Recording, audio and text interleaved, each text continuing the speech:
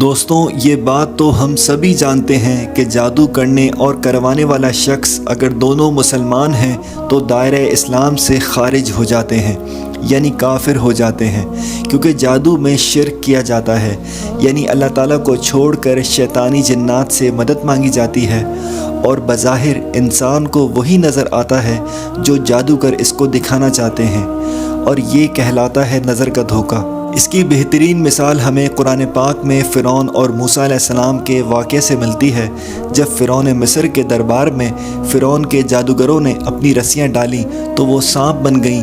اصل میں یہ رسیاں ہی تھیں، لیکن جادو کی وجہ سے سانپ لگ رہی تھیں، اور جب موسیٰ علیہ السلام نے اپنی لاٹھی پھینکی تو وہ اژدہا بن گیا اور ان سانپوں کو نگل گیا۔ دوستوں جادوگر اپنے فن میں ماہر تھے اور جانتے تھے کہ انہوں نے جو کیا تھا وہ جادو تھا، لیکن جو موسیٰ علیہ السلام نے کیا تھا وہ اللہ تعالیٰ کا معجزہ تھا، یعنی لاٹھی سچ میں اژدہا بن گئی تھی۔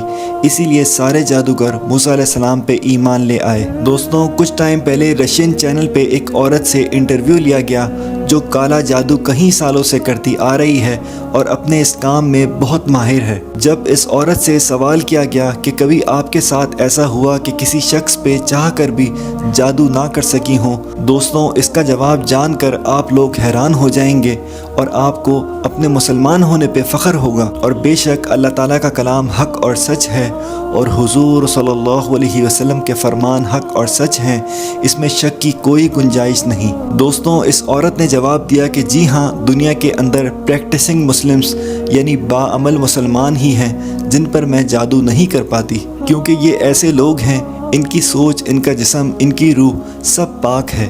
یہ لوگ 5 وقت کی نماز پڑھ کے ہمیشہ اپنے رب سے رابطے میں رہتے ہیں، اور جب بھی میں ان پہ جادو کرنے کی کوشش کرتی ہوں تاکہ شیطان کے ذریعے ان کے دماغ کو کنٹرول کروں، لیکن کوئی انجانی سی طاقت کا حلقہ یا کوئی ڈوم ان مسلمانوں کے پاس رہتا ہے جو میرے کام کو روکتا ہے، اور میرے لیے ان پہ جادو کرنا انتہائی مشکل ہو جاتا ہے۔ یہ لوگ ہمیشہ ایگریگاڈ سے کانٹیکٹ میں رہتے ہیں، ایک ایسی طاقت جو 24 گھنٹے ان کو دیکھ رہی ہے اور ان کی حفاظت کر رہی ہے۔ مزید اس کا کہنا تھا کہ وہ مسلمان جو اپنے دین پہ عمل کرتے ہیں وہ اپنے رب سے اس طرح کانٹیکٹ میں رہتے ہیں کہ مجھے وقت ہی نہیں مل پاتا کہ ان کو جادو کے ذریعے کسی گناہ کے اندر الجھا سکوں۔ یہ لوگ دعا کے ذریعے اپنے رب سے ایک ایسا تعلق قائم کر لیتے ہیں، اور بدلے میں ان کا خدا ان کی دعاؤں کو سنتا ہے اور ان کا جواب دیتا ہے اور ان کی حفاظت بھی کرتا ہے۔ پھر اس عورت سے اگلا سوال پوچھا کہ آپ کو لگتا ہے ان کا خدا مہربان اور اچھا ہے؟ تو اس عورت نے کہا ہاں بالکل ایسا ہی ہے، لیکن ان کے لیے ہی ہے، میرے لیے نہیں۔ میں جب بھی ان لوگوں پر اثر انداز ہونے کی کوشش کرتی ہوں تو کوئی چیز مجھے باہر لا کر پھینک دیتی ہے۔ میں دنیا کے کسی بھی شخص کے دماغ کو امیجن کر کے یعنی تصور کر کے شیاطین کی مدد سے اس کے دماغ پہ قابو کر سکتی ہوں، مگر جب کسی پریکٹسنگ مسلمز کی باری آتی ہے تو اس کا تصور میرے دماغ سے ہی مٹا دیا جاتا ہے۔ میں نہیں جانتی کیسے، لیکن یہ بات ثابت کرتی ہے کہ یہ لوگ کسی کی حفاظت میں ہیں۔ پھر اس سے سوال پوچھا گیا کہ یہ بس مسلمانوں کے کیس میں ہی ہوتا ہے؟ تو اس عورت نے کہا ہاں میرے ساتھ تو ایسے ہی ہوتا ہے۔ اللہ اکبر۔ دوستوں یہ باتیں ایک غیر مسلم جادوگرنی کی ہیں۔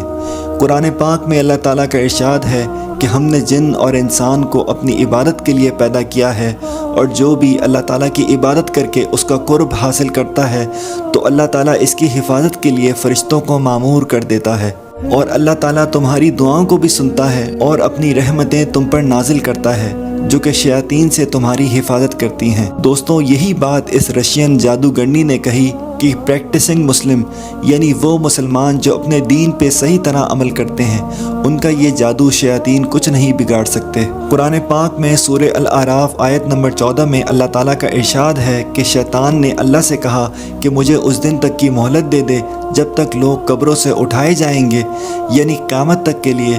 تو اللہ تعالیٰ نے فرمایا جا تجھ کو مہلت دی۔